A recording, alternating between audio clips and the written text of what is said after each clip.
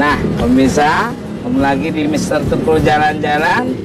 Ya, luar biasa. Ya. Saya buka langsung berhadapan, berdampingan dengan, waduh, sangat luar biasa. Saya sangat ngefans dan mengidolakan Ustadz Sholeh Pati. Mas Tukul. Ya, Mas sekarang Tukul berada di mana? Kita sudah berada di Surabaya. Surabaya, arek-arek Surabaya. Luar biasa, senang sekali. Dan tepatnya di depan patung Joko Dolok. Gimana Pak Ustadz? Mungkin bisa menceritakan nih Joko Dolok ya, itu siapa? Oke pemirsa, di sini kita Mas Tukul berada di Joko Dolok, yaitu seorang yang diyakini bahwa beliau menjelma sebagai Raja Kertanegara.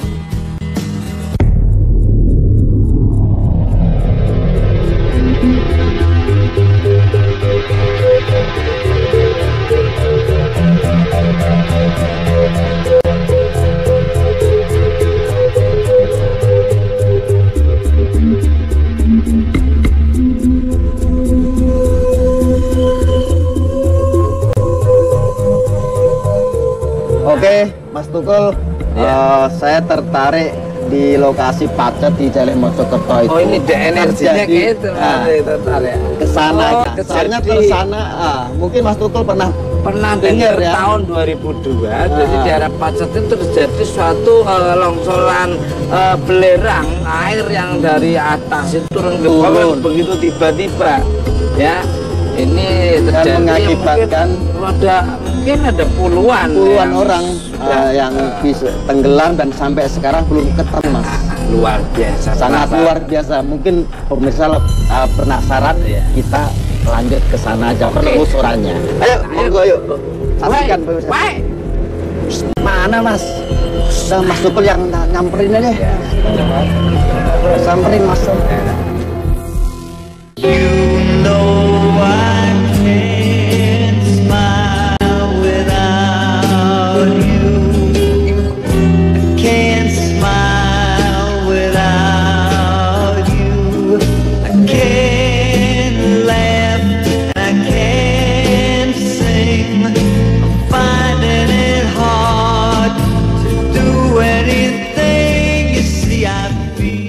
Hai sayang.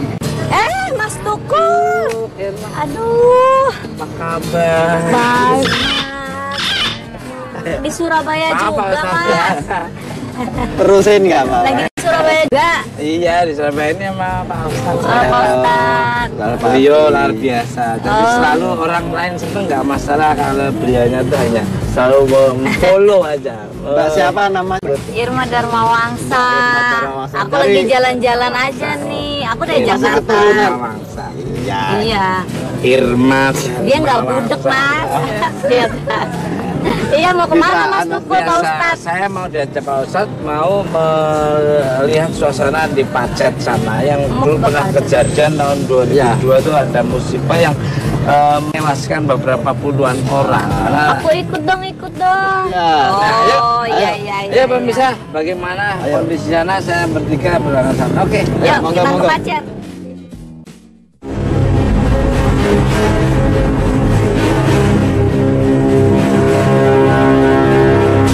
Nah pemirsa, kali ini Mister Tukul, Ustadz Sholeh Pati, dan Irma Darmawangsa sudah berada di daerah Pacet, Mojokerto.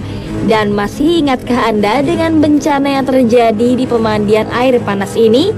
Ya, sekitar tahun 2002 pemandian ini pernah mengalami bencana banjir hebat yang meluluhlantahkan pemandian ini sampai tidak ada yang tersisa. Seperti yang terlihat, tidak ada lagi kolam-kolam besar yang dipenuhi oleh pengunjung. Yang ada hanya sisa reruntuhan dan pohon-pohon yang tumbuh liar. Begitu hebatnya longsor ini sampai menewaskan lebih dari 30 korban jiwa dan hanya 26 korban saja yang berhasil ditemukan. Menurut ketua adat di sana, longsor disebabkan oleh curah hujan yang tinggi pada malam sebelumnya, membuat tanah di atas lereng menjadi labil dan tidak mampu menahan volume air yang berlebihan. Namun menurut Ustadz Sholeh Pati, bencana longsor ini terjadi karena sebuah alasan gaib. Terlebih menurut penduduk sekitar di pemandian ini masih selalu terdengar sayup-sayup suara jeritan minta tolong. yang konon berasal dari para korban yang belum ditemukan. Penasaran dengan kelanjutannya dan seperti apa sosok gaib yang menghuni hutan di lereng Pacet ini? Tunggu penelusuran Ustadz Soleh Pati di Mister Tukul Jalan-Jalan sesaat lagi.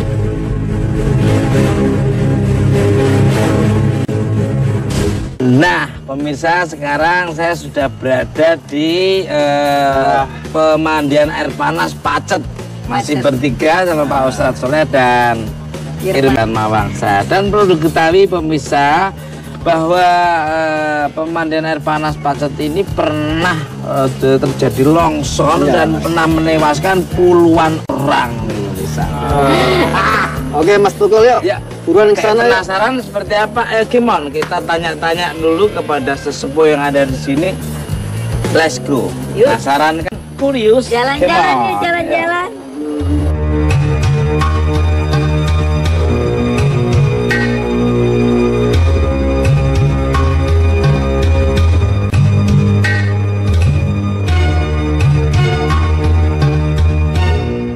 Pak Ustadz, gimana Pak? Ya. Setelah masuk berapa langkah, berapa meter kita ada sesuatu yang ini nggak menarik ya, Pak Ustadz? Ini energinya yang terasa dari sebelah kiri, Mas. Sebelah kiri ya. Makanya lokasinya bener. Yang longsor itu sebelah kiri. Dan katanya itu sebagian besar belum ada yang ketemu, Mas, yang longsor itu. Tertimbun oleh lumpur yang sangat tebal banget. Udah ada yang belum ketemu di rasa. Iya. Katanya warga sini sering dengar ada suara-suara orang minta tolong gitu loh, Pak Ustadz. Benar. Sekarang Sun, saya merasa dan terasa banget di arah sebelah kiri ada suara-suara yang menangis, suara-suara merintih.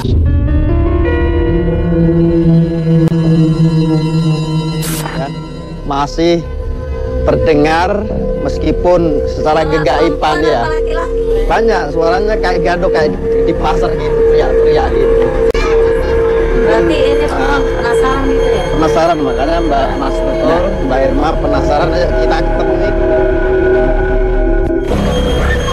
Dan saya meyakini sini adalah hutan belantara ya, yang di situ dijaga oleh seekor naga hijau.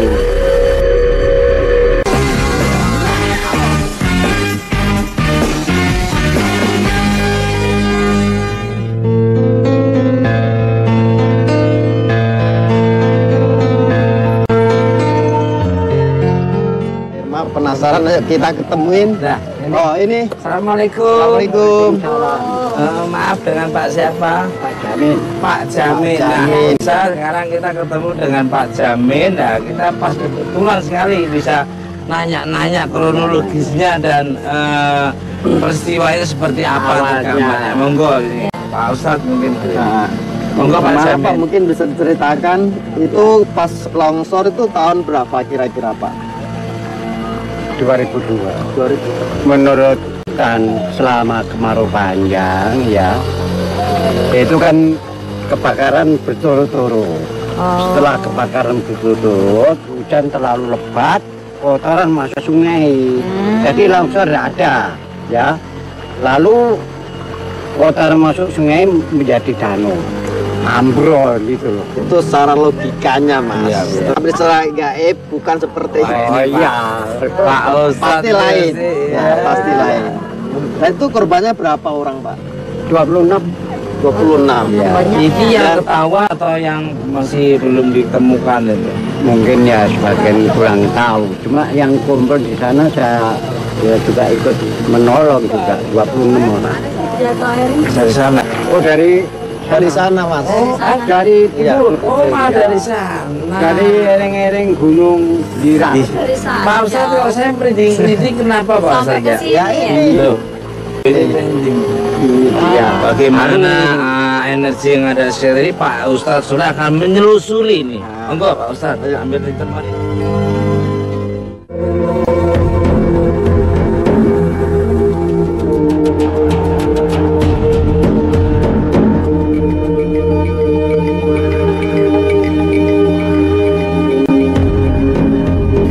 Gimana Pak Ustadz sepertinya Pak Ustadz ada anu nih yang manggil-manggil, seperti biasanya kalau udah kayak gini Pak Ustadznya ada energi yang manggil-manggil.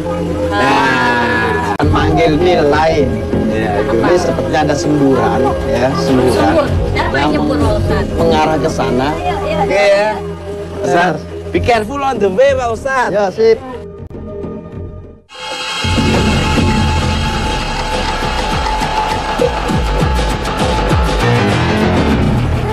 Oke, pemirsa, sekarang berada di Pacet di Mojokerto. Yang saya yakini memang udah turun-temurun bahwa di daerah Mojokerto atau di daerah pegunungan di daerah sini itu banyak sekali kegaiban-kegaiban. Dan saya meyakini di sini adalah hutan belantara, ya, yang di situ dijaga oleh seekor naga hijau. Dari kepala naga hijau itulah ada di situ nih. Yang kemarin saya yakini bahwa dari penelusuran mata batin saya, dia menyemburkan asap berwarna merah. Mungkin itulah dimensi akhirnya terjadi kekuatan yang menjadikan tanah ini jadi longsor. Saya juga masih merasakan jeritan, tangisan, dan bahkan kesalan.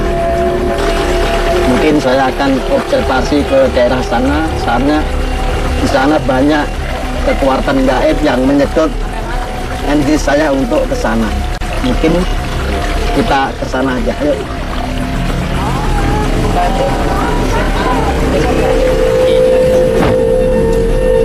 Oke, pemirsa, aku merasa di sini masih banyak korban dari keganasan lumpur-lumpur yang menenggelamkan mereka. Banyak anak kecil, kurang lebih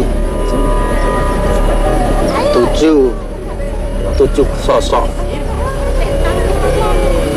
masih menyatu gitu, berdekapan.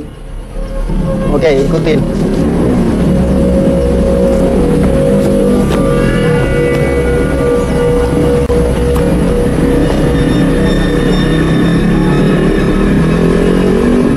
Ada seperti hewan-hewan ya, sosoknya unik.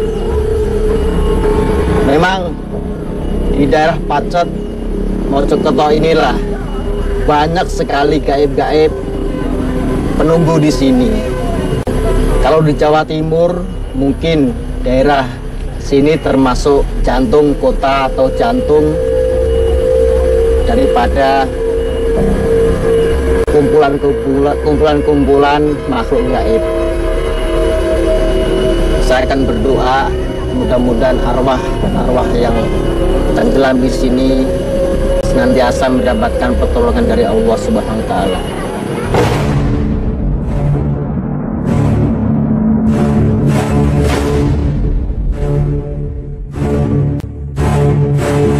Selamat Pak. Saya nanya. Pak Ustadz selamat, alhamdulillah. Aku tadi udah masih siang. Sambil tunggu Pak Ustadz, saya nanya-nanya ke Pak Jamin. Pak Jamin kok rasanya kok saya mendibutur dingin. Ini mesti auranya kuat banget ya. Ini gunung Mas. Ini Pak Ustadz pengen nanya nih, saya tadi udah nunggu sama Pak Jamin sama Irma ini. Gimana nih penelusurannya tadi? Dari intinya aku melihat setelah kita datang lagi Mas, saya udah melihat ada seperti kepala ya. Kepala gini mangap gitu Mas ya. Ada semburan ya. Terus saya penelusuran lanjut, ternyata kepala itu kepala ular hijau. Dan saya yakini bahwa semburan itu berasal dari semburan semburan api kepala ular hijau tadi. Kalau gitu saya ngucapin terima kasih Pak Jamin atas waktunya. Mudah-mudahan bermanfaat pemirsa kita maupun di mana aja berada, dan mudah-mudahan para wisatawan banyak yang datang ke sini lagi. Gitu Pak Jamin ya. Terima kasih Pak Jamin, terima kasih juga. Ya. Salam buat teman di sini semua Pak. Ya. Nah pemirsa, saya bersama Pak Ustadz Soleh dan Mbak Irma Dharma Wangsa akan ke lokasi yang lebih menarik lagi dan lebih bikin penasaran pemirsa di rumah. Pokoknya jangan kemana-mana, saksikan terus Mister Tukul Jalan-Jalan. Itu ada lantai gaib Mas yang membelenggu dari patung itu sendiri. Nggak usah.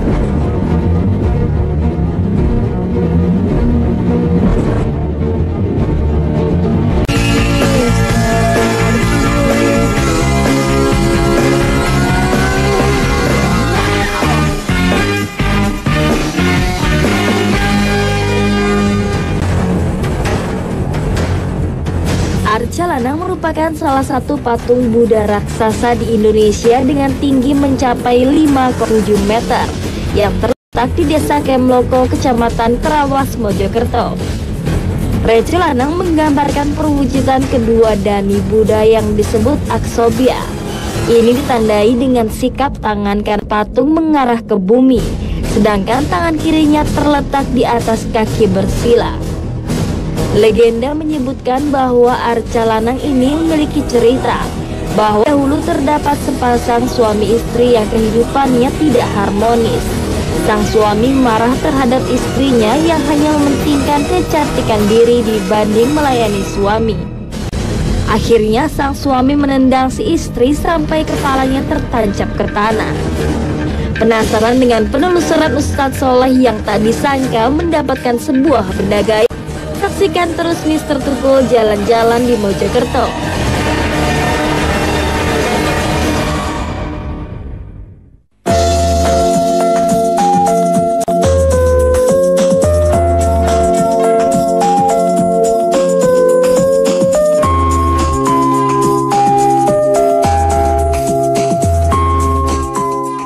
Pemirsa, sekarang saya sudah berada di Trawas ini ya.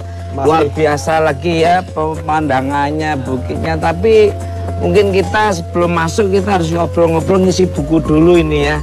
Ya, Trawas di Mas. Absen. Dan di sini ada sebuah arca yang sangat besar dan punya cerita yang unik. Kita nanti ngobrol-ngobrol ya Pak Ustadz ya. Boleh, ayo. Nah, Masuk dulu. Assalamualaikum. Nah, mau ngisi buku tamu dulu ya Pak.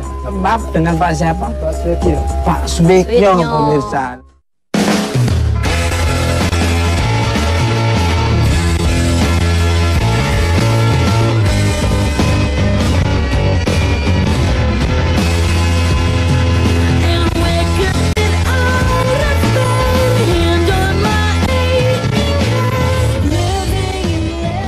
Monggo Pak Swekyo. Tadi pertanyaannya Pak Ustadz gimana, Iya. berapa tingginya ya? Tingginya Pak berapa Pak? Dari 50 meter, 50 meter. belakangnya 180 tangga. 180. Iya. Temukannya tahun berapa, kata Mas Ditemukan Tukul? tahun 1849. Wah, saya belum lahir. 49. Lama Wah. banget. Tapi udah satu Ini abad peninggalan apa sebetulnya? Peninggalan Majapahit. Pemirsa, peninggalan Majapahit, pemirsa. Jadi, Mas, Pemirsa, saya penasaran sekali nih, seperti apa sih peninggalan Majapahit tahun 1849 ini.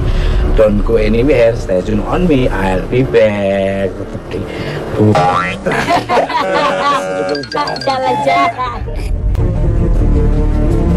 Biasanya mereka ngapain udah nyampe di sini Pak Swekyo? Kalau di sini itu biasanya pertama itu mengadakan acara ritualan. Ya, yang umat Buddha, yang ada yang mengadakan acara Gede banget ya? meditasi di sini. Ya. Oh. Ini didudukkan tahun 1990. Aslinya dulu tidur terlentang. Oh, tidur. Tidur. tahun 1990 didudukkan, dibantu umat Buddha ya sembahyang sini. Ya dari pimpinan kita dari beberapa ulang. Berat dong ya. Berapa nih berat ini? Beratnya 72 ton. Oh. Tingginya Lah mau dipindah nggak Pak ini Pak rencana? Pernah ada yang patung ini mau dipindah itu? itu zaman penjajahan Jepang itu. Yang orang Jepang yang mau pindahin Iya, itu rencana. cuma nggak kuat. Tapi nggak bisa. Bisa ya. Ini memang lihat Pak, ini kekuatannya memang dari ketika kerajaan Majapahit ya, Iya. ketika dipimpin oleh Hayam Wuruk ya, yang patihnya itu seorang Gajah Mada. Tapi intinya dari kekuatan ini kenapa nggak bisa dibawa ya? Aku melihat itu ada rantai gaib Mas yang membelenggu dari patung itu sendiri. Nah, saya Jadi, paham, saya paham. Yang satu pun gitu Pak, yang perempuan. Jadi masih ada keterkaitan suami istri, pasangan suami istri itu dari rantai itu, rantai. Nah, kalau sekarang surat nikah, Oh iya, iya. seperti itu. Iya, iya. Makanya dipindah dimanapun nggak bisa. Saya yakini di sini banyak kegaiban yang luar biasa pemirsa. Mungkin lebih berat sendiri aja ya. Oke, ikutin Mas Tutul dari sini sama itu. Saya lebih cenderung ke daerah area sekitar sini. Nah, pemirsa bagaimana nanti penelusuran Pak Ustadz? Nah, nanti akan menceritakan kita bertiga Ya. energi apa dan mungkin ada apa sebetulnya di daerah sini. Sekarang saya mencoba penelusuran di lokasi arca sini. Saya melihat dari kekuatan itu sendiri, arca ini sebenarnya ada kekuatan roh di dalamnya. Sosok ini bisa hidup ya, kapan saja dia bisa bercerita dari matanya, dari gerak ini bisa berubah-ubah. Kadang bisa nengok ke sini, dan sorot matanya tajam ke arah bumi, menandakan dia berdoa atau meditasi kepada Tuhan Yang Maha Besar. Oke pemirsa, saya mau masuk sini soalnya saya pengen menyentuh dari kekuatan magis itu yang terbentuk patung yang dari, sebenarnya ini bukan dari batu-batuan murni ya, tapi kekuatan itu pun sendiri diciptakan oleh Raja Hayam Wuruk.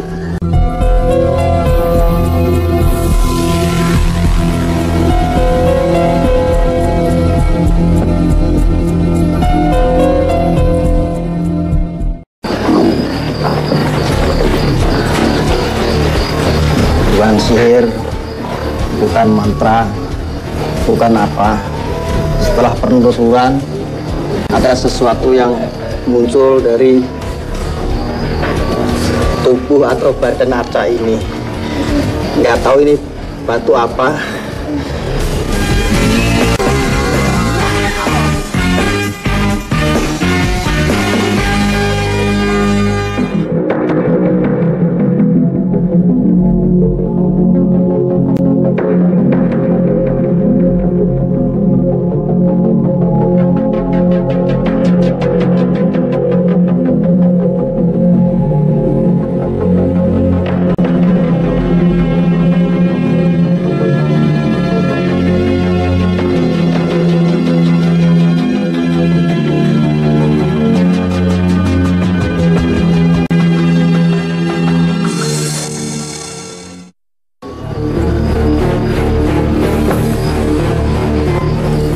Pemirsa,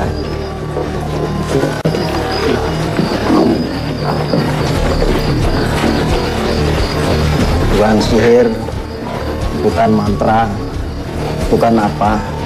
Setelah penelusuran, ada sesuatu yang muncul dari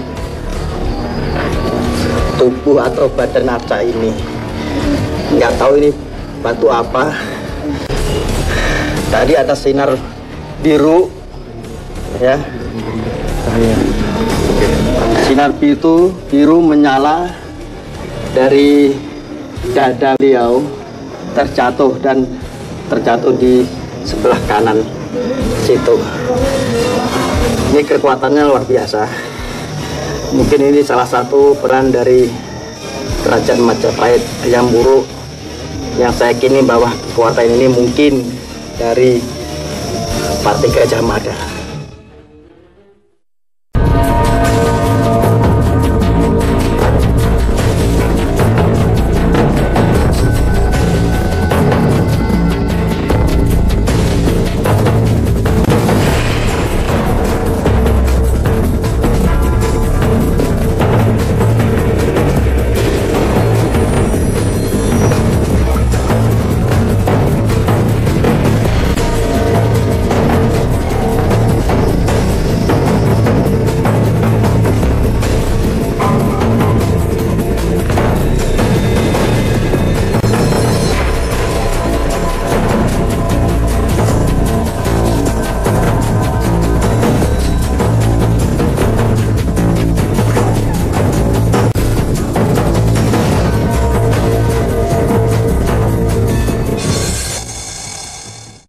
Aduh, Pak Ustadz, alhamdulillah. Jadi juga.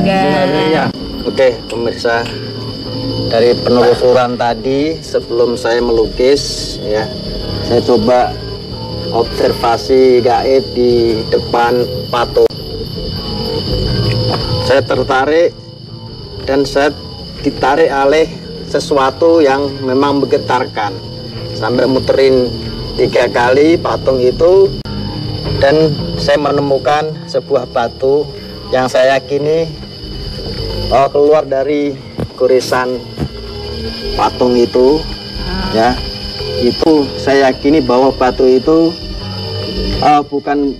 saya yakini bahwa goresan inilah ketika beliau perang, ya, dari medan perang tergores oleh senjata tajam dan mengeluarkan batu yang saya tangkap di sebelah kanan itu. Mungkin sudah saya ceritakan tadi. Nah, ini Mas Tukul ya. Enggak, Ustaz. Enggak. Kalau sosok ini, Ya. itu aura atau roh dari penjelmaan si patung laki-laki. Amazing sekali ya. Saya yakini bahwa beliau adalah patih daripada pengawal dari Patih Gajah Mada. Pemirsa, itulah tadi suatu ulasan yang digambarkan melalui visual dengan Pak Ustadz. Tapi pemirsa, mungkin Pak Swiknya juga punya pengalaman mistis tentang suasana di sini. Mungkin Pak Sito bisa menceritakan. Monggo Pak. Iya, terima kasih. Ini pengalaman saya selama 20 tahun di sini, 23 tahun ya. Ini ya kami dari tugas ini sering mengantar tamu malam hari. Mengantar tamu malam hari itu ada kejadian yang aneh ya. Gimana, Pak? Anehnya bagaimana? Aneh mana dengan muka saya? Aneh makhluk datang dari atas ya. Iya, makhluk datang dari atas itu pakai sorban putih. Dia langsung turun di mukanya sini Buddha. Waktu itu saya ngantar tamu dari Jakarta. Terus yang kedua tuh gini. Setiap ada pengunjung yang kesini itu sama keluarga, itu sering anak-anak kecil itu ngomong sama bapaknya gini, "Mah, Budanya bisa melihat," gitu. Sering seperti itu sering ya. Jadi anak kecil yang banyak ngelihat malah ya. Anak kecil ya. Benar, Pak. Terus yang ketiga itu gini, kalau di sini itu kalau ada orang yang melakukan meditasi atau ritual itu jangan sembarangan ngomong yang enggak di sini nggak boleh. Contohnya? Ya, kalau dia ngomong yang enggak, Kejadian. ya kejadian itu mesti ada kejadian, mesti. Kalau gitu saya ucapin terima kasih untuk Pak Suyitno. Mudah-mudahan bermanfaat untuk pemirsa di rumah dan mudah-mudahan sangat bisa menjadi jadi daya tarik mancanegara yang. Terima kasih. Salam buat keluarga besar di sini. Ya, salam hormat semua. Nah, pemirsa, kita akan melanjutkan ke sebuah peninggalan kerajaan Airlangga. Nah, bagaimana pemirsa kerajaan Airlangga? Pokoknya saksikan terus Mr. Tukul jalan-jalan. Saya masih berjalan bersama Bapak dan siapa? Irma Darmawangsa. Luar biasa sekali. Jangan kemana-mana, don't go anywhere. I'll be back. Tetap di Mr. Tukul Jalan-jalan.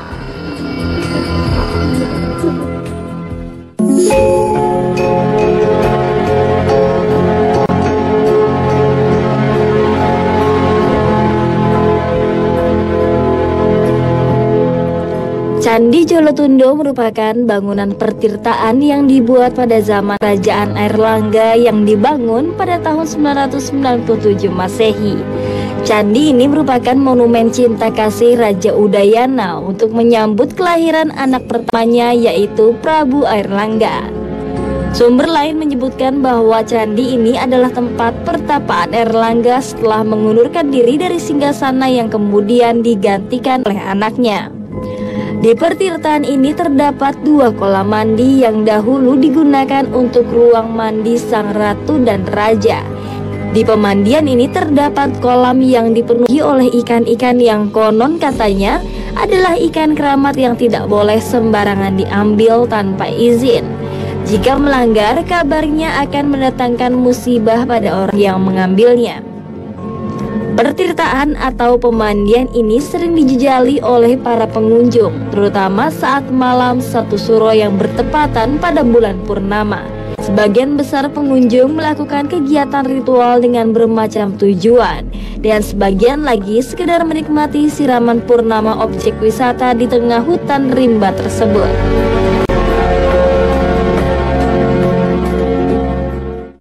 Nah, pemirsa, sekarang saya berada di pemandian Jolotundo. Nah, ini bekas pemandian Raja dan Ratu dari Kerajaan Airlangga. Kepada hafal semua sih. Loh, ada itu baca tinggal baca.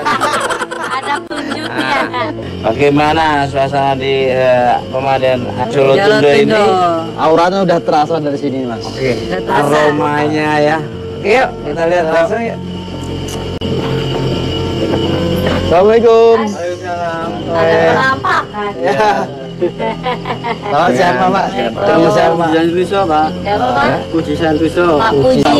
Puji Santoso. Pak Puji Santoso. Nah, ini Udah lama di sini, Pak. Sudah, Pak.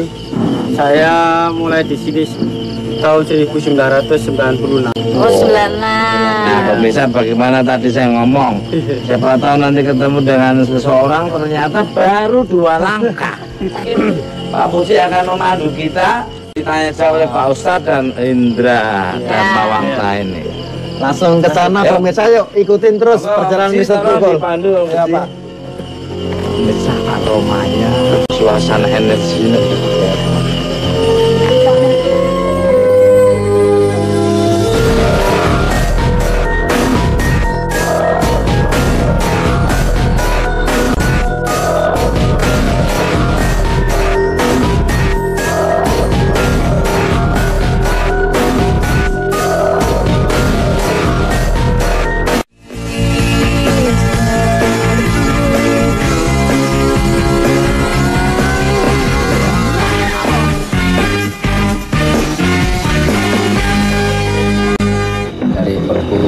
Kita di NEM, teman kita, guru kita, masukan terbaik desi mengalami gangguan.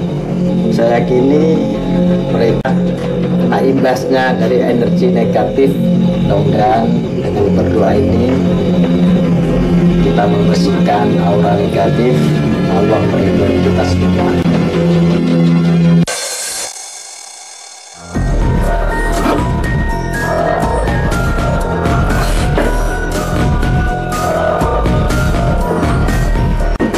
Nah pemirsa, ketika syuting akan dimulai, tak disangka dua kru Mister Tukul jalan-jalan mengalami kesurupan.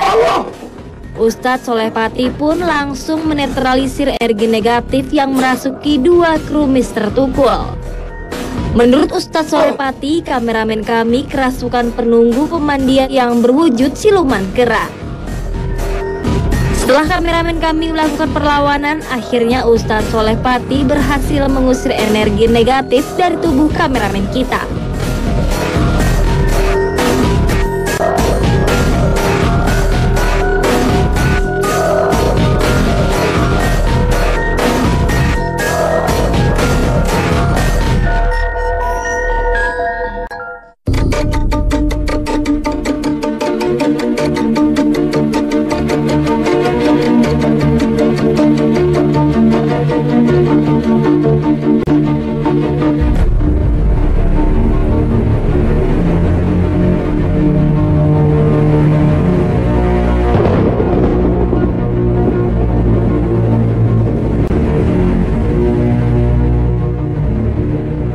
Nah pemirsa, disinilah tempat pembelian Raja dan Ratu, dan kita mau tanya-tanya, mungkin Pak Budi Sandro akan menceritakan. Monggo Pak Budi, Pak Ustadz. Bagaimana Pak? Ya, Sejarahnya pemandiannya ini. Pemandian ini termasuk tahun 899 lah. 1899. 899. 899. Iya. Yaitu yang dibuat dari Raja Dayana, lalu diteruskan dari anaknya yaitu Raja Airlangga untuk pertapaan Raja Airlangga di sini. Pertapaannya masih ada di sini, mungkin bekas atau petilasannya di atas itu ya. Ya, tempat ini. Ya. Kalau yang ini sedang untuk wanita, yaitu untuk ratunya. Yang di sebelah sana itu untuk rajanya. Yang di sebelah yang di depan ini untuk dayang-dayangnya tempat dulu Pak. Setiap malam Jumat atau tiap hari begini Pak, ada untuk ritual orang-orang kesini? Ya paling kita ya malam Jumat itu banyak orang, tapi kalau hari-hari biasa itu ya agak sepi. Oh gitu. Kalau hari malam Jumat Legi, bulan purnama, satu suro itu penuh sekali. Oh, banyak ya? Iya. Tujuannya apa tuh Pak? Ya tujuan pertama ya untuk ritual dan mengambil airnya itu Bu. Buat apa? Ya buat ya semua Bawa itu pulang kan, gitu ya? Iya bawa pulang. Kebetulan ini jatuhnya pas hari Jumat Kliwon. Kliwon.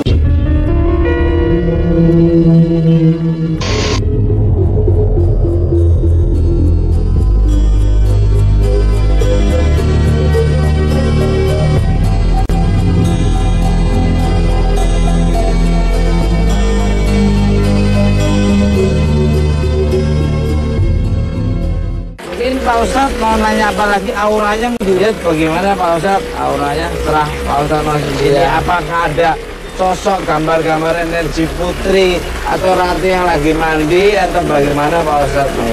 Saya tertarik ke atas itu Mas, mungkin itu pemirsa mungkin boleh dikatakan singgasana ya kerajaan, bahwa saya sikapi bahwa di situ ada kekuatan yang sangat medis sekali, yang sangat kuat sekali. Barangkali sosok itu adalah penjelmaan atau sukmo sejati dari raja-raja terdahulu. Seperti raja dan putri, ada dayang-dayangnya itu pada duduk. Yang saya lihat seperti itu Mas. Betul mau ke atas? Monggo Pak. Mau lihat. Ya silakan. Mungkin Mbak Irma bisa merasakan auranya. Ya.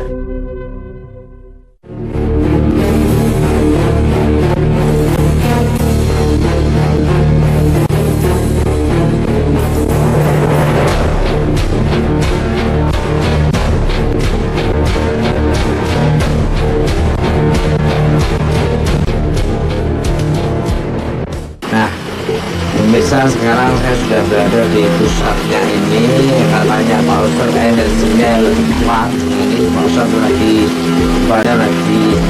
permisi dulu atau mungkin Minta izin dulu. ya mungkin begitu ya. Kita lihat betul Pak Ustadz, betul. Ada orang pengunjung datang ke sini ngambil ikan, bawa pulang ikannya bisa bicara. Itu apa benar ini Pak? Betul Pak. Itu waktu yang mengembalikan itu waktu saya. Waktu mencuri di sini ya nggak sepengetahuan dari petugas. Lalu di rumah itu kayaknya berbicara ikan itu Pak. Ya kalau nggak dikembalikan keluarganya saya habisi gitu. Langsung ya pihak keluarga ya takut Pak. Langsung dikembalikan di sini. Nah, Pak Ustadz, apa yang dirasakan Pak Ustadz tadi? Oke, pemirsa, saya melihat di sini ada lingkaran. Tapi saya kalau penglihatan saya sendiri itu lingkaran emas. Lingkaran emas menunjukkan itu adalah pintu gerbang utama masuk ke dimensi lain. Dimensi apa yang dimaksud Pak Ustadz? Mungkin Mbak Irma juga nanya Iya, apa? dimensinya bagaimana? Dimensi itu saya melihat seperti Dunia lain itu. dunia lain, tapi bentuk seperti kerajaan zaman dulu. Tapi itu kerajaan gaib Mas, ya. Jadi di situ ini pintu utama, ya. Lingkaran merah, lingkaran ini, lingkaran emas. Di situ masuk dunia lain seperti ada lubang terus sampai ke sana. Tidak ada batas, ya, tidak ada batas. Nah di situ saya lihat kekuatan di dinding lubang itu bermunculan kayak seperti mutiara gitu. Jadi hebat banget memang. Itu salah satu kekuatan gaib di sini yang saya lihat di lokasi areal yang di sebelah sana kiri dan kanan. Itu auranya sangat kurang sinergi sama sini. Jadi kurang bagus ya. Maksudnya dalam artian ini positif dan di lingkaran situ banyak negatifnya. Itu kehidupan. Sosok paling menonjol itu apa di sini itu? Ini seperti satu ya yang penguasa sini, mungkin itu dimensi dari kerajaan Airlangga dulu, tapi sosoknya raja ya, seperti raja gitu, seperti raja pakai mustika gitu Mas ya. Terus di kanan kiri ada dayang-dayang yang juga cantik-cantik, tapi di sebelah sana yang paling ujung di sana yang kanan yang kiri itu pengawalnya sangat buruk. Ngomong dulu yang ada ke saya itu sepertinya kayak penekanan banget. Seperti itu tadi Mas. Ini termasuk penjaganya, banyak yang kalau mau nyuri ikan ya atau ngambil. Baru itu tadi orang jelek yang belum itu akan datangin seperti itu. Kalau gitu kita mungkin bisa melihat mana lagi Tempat ritual dia tekan. ada lagi. Masih ada lagi. Ada. Pemirsa seperti apa Dan tempat sumbernya itu. Nah, di atas masih ada lagi. Bagaimana bentuknya, bagaimana rupanya, penasaran yuk kita lihat ke atas yuk.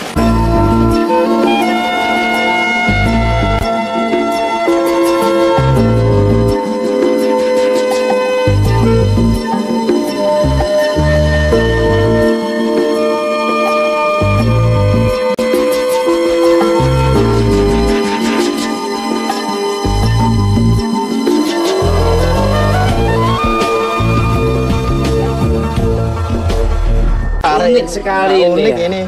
Mungkin ini pohon apa ini Pak? Ini pohon ampelas gitu Pak. Ampelas. Kayaknya beringin itu Pak. Beringin Pak. Seperti beringin ya. Ini ada dupa-dupa di sini juga nih Pak. Iya. Buat bakar itu ya. Kosong. Luar biasa ya, unik ya. Jadi mengikat-ikat ini ya. Mas ratusan Udah. Ratusan pentingnya. tahu nggak ada. Kayak gimana? Bilang pemirsa pengen lihat Pemirsa sosok harus seperti apa dan ini bisa dicontohkan satu aja yang bicara. ini kayak gini loncat-loncat.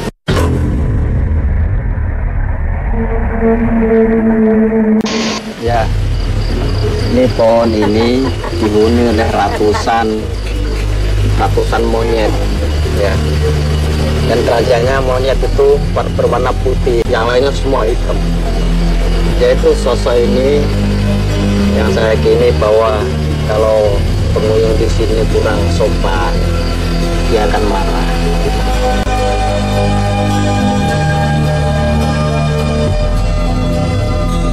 Ini mau nanya-nanya ini, Mas ini maaf nih datang ke sini mau lihatnya atau mau apain tujuannya untuk apa ini?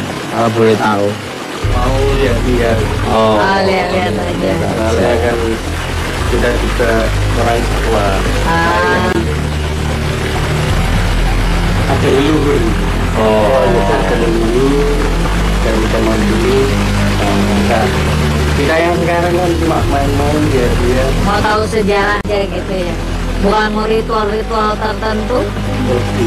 Tidak. selamat malam, Pak.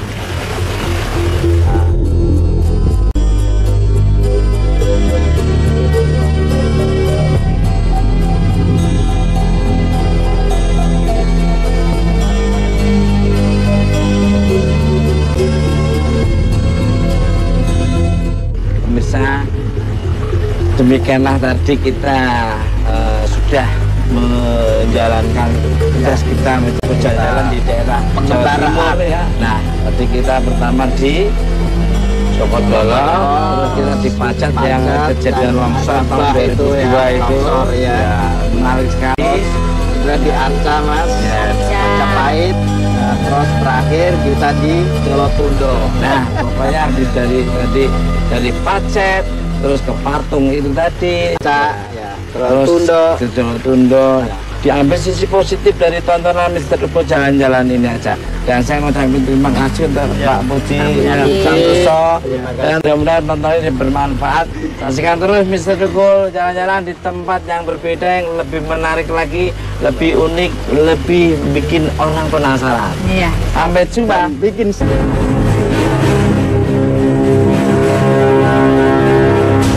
Nah pemirsa, kali ini Mr. Tukul, Ustadz Soleh Pati, dan Irma Dharmawangsa sudah berada di daerah Pacet, Mojokerto. Dan masih ingatkah Anda dengan bencana yang terjadi di pemandian air panas ini? Ya, sekitar tahun 2002 pemandian ini pernah mengalami bencana banjir hebat yang meluluhlantahkan pemandian ini sampai tidak ada yang tersisa. Seperti yang terlihat, tidak ada lagi kolam-kolam besar yang dipenuhi oleh pengunjung. Yang ada hanya sisa reruntuhan dan pohon-pohon yang tumbuh liar. Begitu hebatnya longsor ini sampai menewaskan lebih dari 30 korban jiwa dan hanya 26 korban saja yang berhasil ditemukan. Menurut ketua adat di sana, longsor disebabkan oleh curah hujan yang tinggi pada malam sebelumnya, membuat tanah di atas leng menjadi labil dan tidak mampu menahan volume air yang berlebihan. Namun menurut Ustadz Soleh Pati, bencana longsor ini terjadi karena sebuah alasan gaib. Terlebih menurut penduduk sekitar, di pemandian ini masih selalu terdengar sayup-sayup suara jeritan minta tolong yang konon berasal dari para korban yang belum ditemukan. Penasaran dengan kelanjutannya dan seperti apa gaib yang menghuni hutan di lereng Pacet ini? Tunggu penelusuran Ustadz Soleh Pati di Mr. Tukul jalan-jalan sesaat lagi.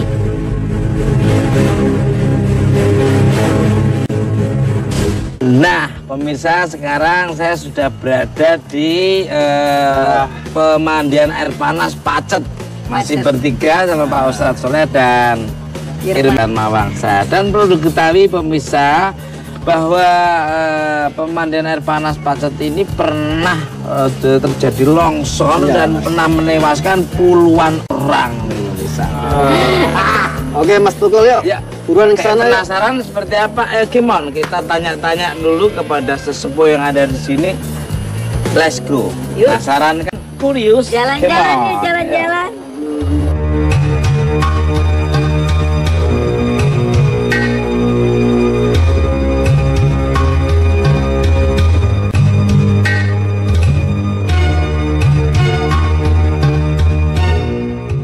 Ustadz, gimana Pak Ya. Ustadz? Setelah masuk berapa langkah, berapa meter kita ada sesuatu yang ini nggak menarik ya Ya. Pak Ustadz? Ini energinya yang terasa dari sebelah kiri, Mas. Sebelah kiri ya.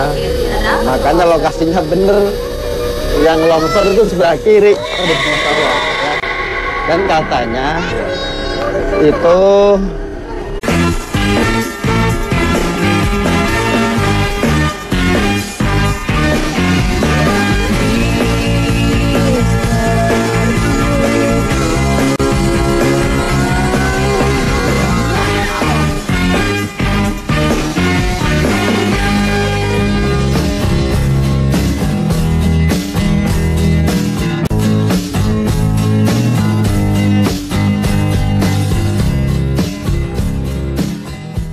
Nah, pemirsa, kembali lagi di Mister Tukul Jalan-Jalan. Ya, luar biasa. Ya. Saya buka langsung berhadapan, berdampingan dengan, waduh, sangat luar biasa. Saya sangat ngefans dan mengidolakan Ustadz Soleh Pati. Allah. Nah, Mas Tukul. ya, Mas Tukul. sekarang berada di mana? Kita sudah berada di Surabaya. Surabaya, arek-arek Surabaya. Luar biasa, senang sekali. Dan tepatnya di depan patung Joko Dolok. Gimana Pak Ustadz? Mungkin bisa menceritakan nih Joko Dolok Ya, itu Mas Tukul. siapa? Oke pemirsa, di sini kita Mas Tukul berada di Joko Dolok, yaitu seorang yang diyakini bahwa beliau menjelma sebagai Raja Kertanegara.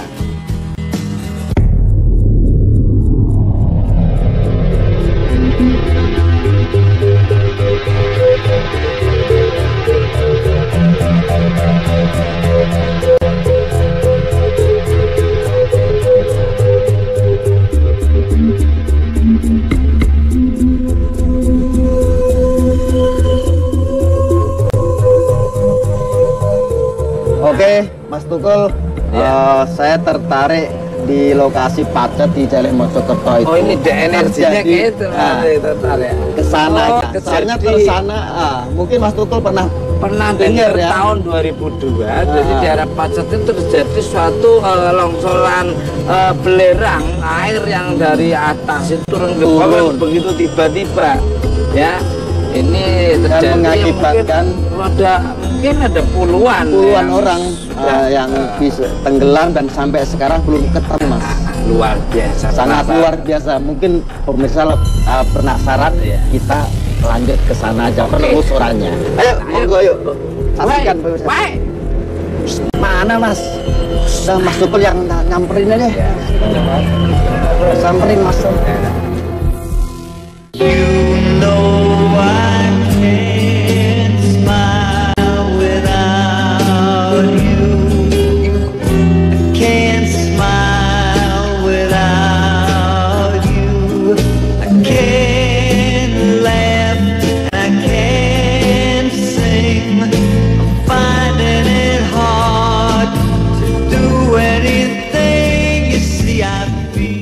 Hai sayang, Mas Tukul. Aduh, apa kabar? baik. Di Surabaya juga, Mas. Terusin nggak Mas? Lagi di Surabaya juga. Iya, di Surabaya ini sama Pak Ustadz. Pak Ustadz. Beliau luar biasa. Jadi selalu orang lain seneng nggak masalah kalau beliaunya tuh hanya selalu follow aja. Mbak siapa namanya? Irma Darmawangsa. Darmawangsa. Aku lagi jalan-jalan aja nih. Aku dari Jakarta. keturunan. Mangsa. Iya. Irma. Dia nggak budek, Mas. Iya. Iya, mau kemana Mas Tukul, Pak Ustadz? Saya mau diajak Pak Ustadz mau melihat suasana di Pacet sana yang dulu pernah kejadian tahun 2002 itu ada musibah yang menewaskan beberapa puluhan orang. Aku ikut dong. Ya. Oh, iya. Ya pemirsa, bagaimana kondisi sana? Saya bertiga berangkat sana. Oke, Yuk, monggo, kita ke monggo. Pacet.